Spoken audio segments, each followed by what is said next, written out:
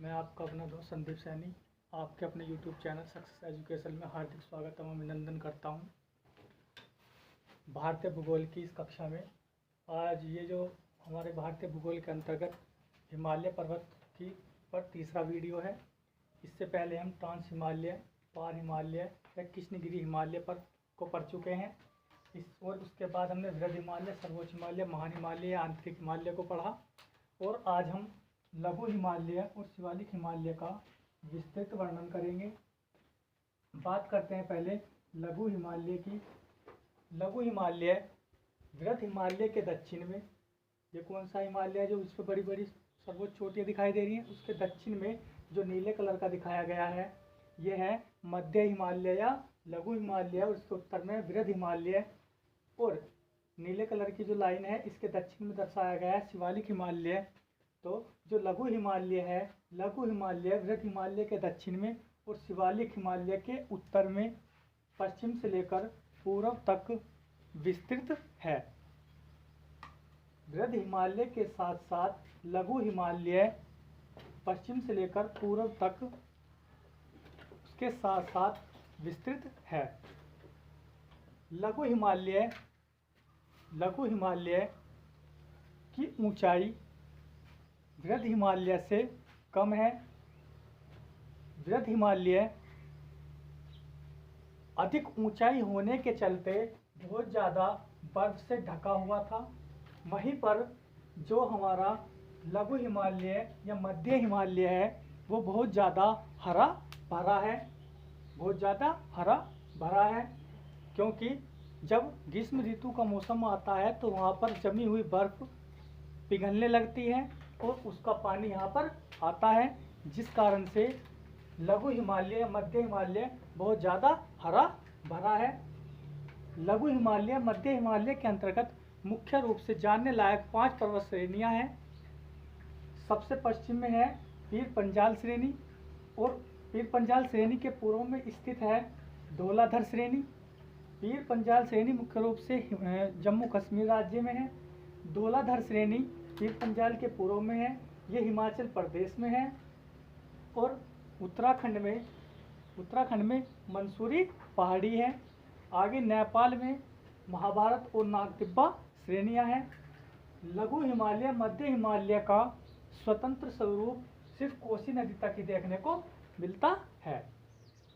पीर पंजाल श्रेणी जम्मू कश्मीर राज्य में स्थित है। पीर पंजाल श्रेणी के दक्षिण में जम्मू है, जो आपको एक काले स्पॉट के रूप में दिखाई दे रहा होगा, जम्मू है। और पीर पंजाल श्रेणी के दक्षिण में जम्मू और पीर पंजाल श्रेणी के उत्तर में कश्मीर घाटी में स्थित है श्रीनगर। जम्मू से श्रीनगर को जोड़ने के लिए पीर पंजाल श्रेणी के बीच एक दर्रा है। दर्रा एक समतल सपाट रास्ता होता है, एक मैदान होता है जो आने जाने के लिए सुगम रास्ता प्रदान करता है, क्योंकि पहाड़ों पर चढ़ना आसान नहीं होता। ये नेचुरल है, प्रकृति के द्वारा बने हुए हैं। दर्रों पर अलग से बात करेंगे। तो जम्मू से श्रीनगर को जाने वाला रास्ता बनिहाल दर्रे से होकर ही गुजरता है। बनिहाल दर्रे में ही जवाहर सुरंग स्थित है। बनिहाल दर्रे में ही क्या है, जवाहर सुरंग स्थित है।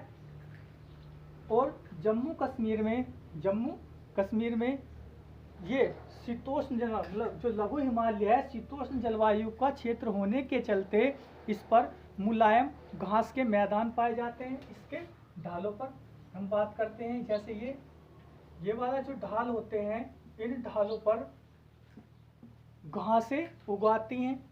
जम्मू कश्मीर के पीर पंजाल श्रेणी के ढालों पर उगने वाली घासों को मर्ग कहा जाता है। क्या कहा जाता है? उगने वाली घासों को मर्ग कहा जाता है। अब बात करते हैं पीर पंजाल श्रेणी के उत्तर में, घाटी में बाद में बात करेंगे। यहाँ पे पहले देखते हैं हिमाचल प्रदेश में जो श्रेणी है इसे कहा जाता है धौलाधर श्रेणी। धौलाधर श्रेणी पर ही हिमाचल प्रदेश की राजधानी शिमला स्थित है। धौलाधर श्रेणी का विस्तार हिमाचल प्रदेश में होने के चलते इसे हिमाचल हिमालय भी कहा जाता है। क्या कहा जाता है इसे? हिमाचल हिमालय भी कहा जाता है इसे धौलाधर श्रेणी को। आगे बात करते हैं उत्तराखंड राज्य में मंसूरी पहाड़ी है। मंसूरी पहाड़ी कहाँ पर? उत्तराखंड में। यहाँ पर कुछ स्वस्थवर्धक पर्यटक स्थलों का निर्माण किया गया है जहाँ पर छुट्टियां बिताने के लिए जाते हैं। जैसे जम्मू कश्मीर में पीर पंजाल श्रेणी पर गुलमर्ग और सोनमर्ग, ये क्या है? स्वस्थवर्धक पर्यटक स्थल है। हिमाचल प्रदेश में जो स्वस्थवर्धक पर्यटक स्थल हैं घूमने लायक, वहाँ पर है शिमला, कुल्लू मनाली, डलहौजी। यहाँ पर छुट्टी बनाने के लिए जाते हैं जो स्वस्थवर्धक पर्यटक स्थल हैं। मंसूरी पहाड़ी जो उत्तराखंड में है, यहाँ पर मंसूरी, रानीखेत, नैनीताल और विंडसर पर्यटक स्थल हैं। जहाँ पर प्रश्न ऐसे पूछाया जाएगा कि विंडसर पर्यटक स्थल किस राज्य में है या किस पहाड़ी पर है। अगर पहाड़ी की बात करें तो मंसूरी पहाड़ी पर है और राज्य की बात करें तो उत्तराखंड राज्य में है विंडसर। तो हमने बात करी। अब बात करते हैं हम घाटियों पर। घाटी क्या होती है? जैसे वृहद हिमालय और लघु हिमालय के बीच का, ये वाली जो आप खाली जगह देख रहे हैं, जो ऊपर वृहद हिमालय उसके नीचे लघु हिमालय, इसके बीच का जो खाली क्षेत्र है उसे कहा जाता है घाटी। क्या कहा जाता है? घाटी। तो वृहद हिमालय और लघु हिमालय के बीच अलग अलग स्थानों पर घाटियां पाई जाती हैं जिन्हें अलग अलग स्थानों पर अलग अलग नामों से जाना जाता है। अगर हम बात करें वृहद, ये है कश्मीर घाटी, अर्थात पीर पंजाल श्रेणी को वृहद हिमालय से अलग करती है कश्मीर घाटी। वृहद हिमालय से लघु हिमालय को अलग करती है कश्मीर घाटी। और कश्मीर घाटी में ही जम्मू कश्मीर की राजधानी श्रीनगर स्थित है। डल झील कश्मीर घाटी में स्थित है। वुलर झील भी कश्मीर घाटी में स्थित है। अब हम बात करते हैं, यहाँ पर यह है हमारी धौलाधर श्रेणी। धौलाधर श्रेणी के उत्तर में और वृहद हिमालय के दक्षिण में एक घाटी है जिसे कहा जाता है कुल्लू कांगड़ा घाटी। ये वाली जो है क्या है? हिमाचल प्रदेश में कुल्लू कांगड़ा घाटी। प्रश्न पूछा जाएगा कि कुल्लू कांगड़ा घाटी किन हिमालयों को अलग करती है, किन स्थानों को अलग करती है? तो वृहद हिमालय से धौलाधर श्रेणी को अलग करती है कुल्लू कांगड़ा घाटी।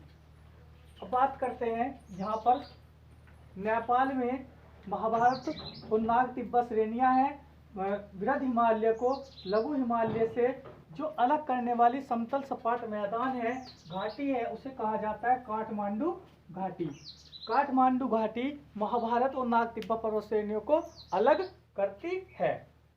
आगे बात करते हैं, तो जो हिमालय का मतलब लघु हिमालय या मध्य हिमालय का स्वतंत्र अस्तित्व था वो यहाँ तक ही था, कोसने तक। इससे आगे वृहद हिमालय और शिवालिक हिमालय और लघु हिमालय आपस में छीन हो जाते हैं, मिल जाते हैं, इनका स्वतंत्र अस्तित्व समाप्त हो जाता है।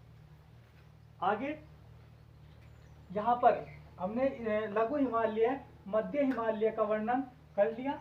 अब हम बात करते हैं शिवालिक हिमालय और बाह्य हिमालय। इसे बाह्य हिमालय क्यों कहा जाता है? अभी आपने देखा होगा कोई गोला है, इस तरह से गोला होता है आकार में। अब अगर हम इसका आधा वाला हिस्सा मिटा दें तो इस तरह से बचता है। और हिमालय की संरचना एक तलवार के आकार की है, एक अर्धगोले के आकार की है। तो ये वाला जो हुआ ये होता है, देखो इस तरह से उत्तर में क्या आता है? वृहद हिमालय। तो वृहद हिमालय क्या हो गया? आंतरिक हिमालय। और इसके बाद ऐसे आया मध्य हिमालय, और ये वाला जो हिमालय आया शिवालिक हिमालय। तो ये क्या हुआ? केंद्र से अगर हम देखें तो ये हो जाता है कौन सा हिमालय? आंतरिक हिमालय। कौन सा? वृहद हिमालय को क्या कहा जाता है? आंतरिक हिमालय। जबकि इसे लघु हिमालय को मध्य हिमालय बीच में होने के चलते, और शिवालिक हिमालय को बाह्य हिमालय इसलिए कहा जाता है क्योंकि वो केंद्र से दूर है और बाहर की ओर है। तो ये क्या हुआ? शिवालिक या बाह्य हिमालय। शिवालिक हिमालय जम्मू कश्मीर से लेकर के बृहद हिमालय और लघु हिमालय के साथ साथ दक्षिण तक पूर्व तक ही विस्तृत है। शिवालिक हिमालय हिमालय की सभी पर्वत श्रेणियों में, बृहद हिमालय हो चाहे लघु हिमालय हो चाहे ट्रांस हिमालय हो, उनमें सबसे नवीन पर्वत श्रेणी है शिवालिक श्रेणी। क्या है? सबसे नवीन पर्वत श्रेणी है शिवालिक पर्वत श्रेणी। शिवालिक पर्वत श्रेणी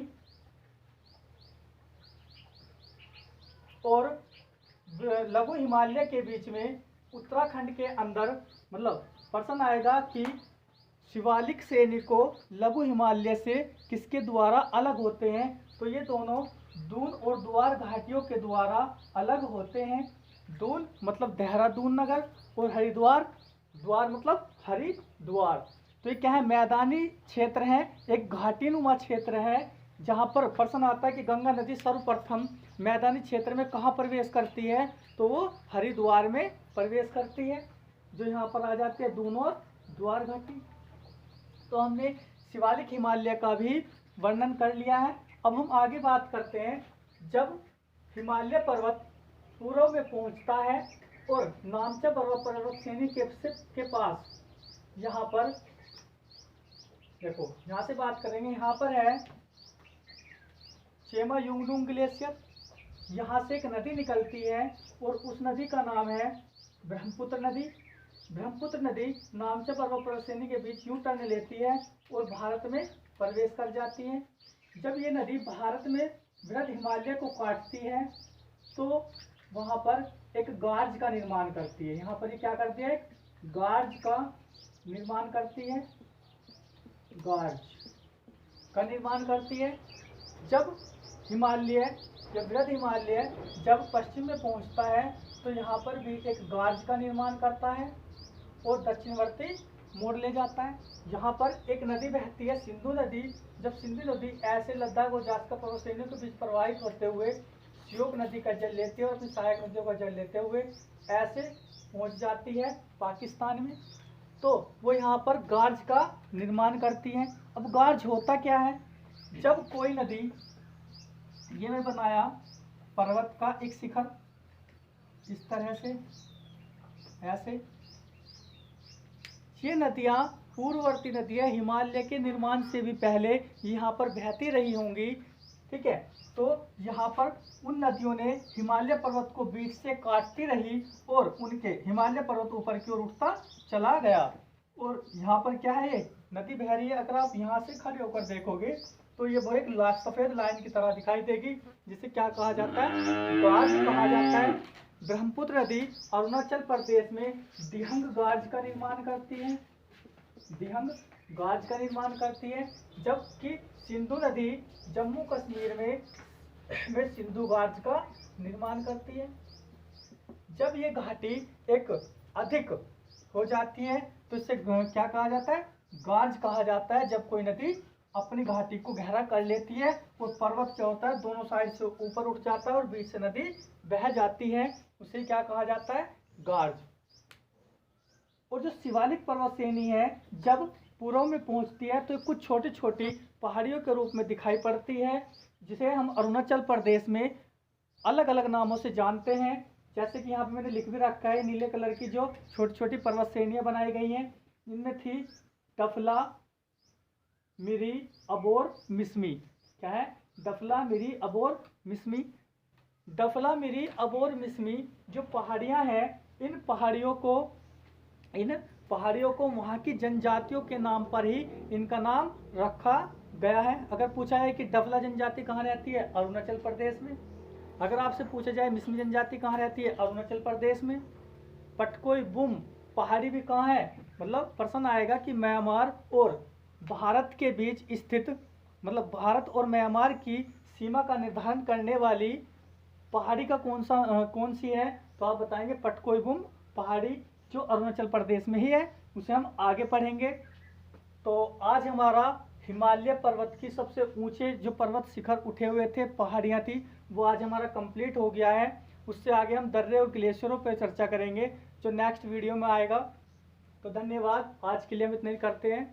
और अगर आपको वीडियो अच्छी लगी हो तो इसका लिंक शेयर करें, चैनल को सब्सक्राइब करें और वीडियो को लाइक करें और अपनी प्रतिक्रिया कमेंट बॉक्स में ज़रूर दें। धन्यवाद।